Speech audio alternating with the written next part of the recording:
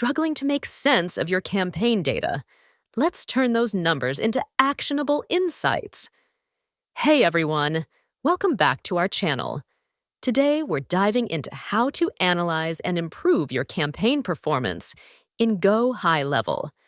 Whether you're a newbie or a seasoned pro, these simple steps will help you optimize your strategies for better results.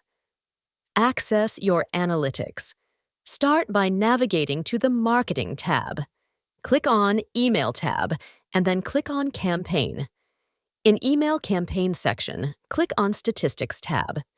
Here, you'll see key metrics like open rates and click-through rates.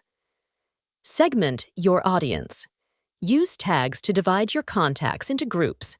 Tailoring your message can lead to higher engagement. A/B testing.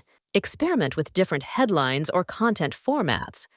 Analyze which version resonates more with your audience. Gather feedback. Send out surveys to gain insights directly from your audience about what they want to see.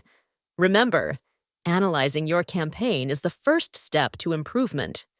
Ready to take your lead management to the next level? Start your free 30-day trial with GoHighLevel and experience the power of automation firsthand.